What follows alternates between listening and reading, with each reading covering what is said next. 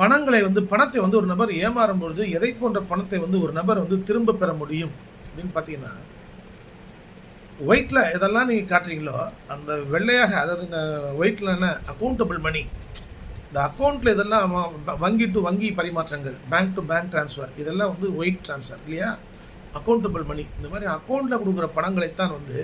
நீங்கள் மிக எளிதாக வசூல் செய்ய முடியும். அதாவது நான் ஒரு சொத்தே அவருக்கு இருக்குது, இந்த அக்கௌண்ட்டில் கொடுக்குற பணத்தையே இந்த காலத்தில் வசூல் பண்ணுறது என்பது குதிரை கொம்பாக தான் இருக்கிறது. இப்போ அக்கௌண்ட்லேயே இல்லாமல் ஒரு சொத்து வாங்குறதுக்கு 1 கோடி ரூபா சொத்துக்கு நீங்கள் 5 கோடி ரூபா பேசி 1 கோடியை மட்டும் நீங்கள் அக்கௌண்ட்டில் கொடுத்து மிச்சம் 3 கோடியை நீங்கள் அக்கௌண்ட் இல்லாமல் பிளாக்கில் கொடுத்து,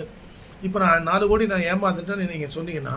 நீங்கள் அக்கௌண்ட்டில் காட்டின அந்த 1 கோடி தான் நீங்கள் சட்டப்படியாக வசூலிக்க முடியுமே தவிர, அந்த அக்கௌண்ட்டில் கொடுக்காத 3 கோடியை குறித்து நீங்கள் சட்டப்படியாக வசூலிக்க முடியாது என்பது தான் நிதர்சனமான உண்மை.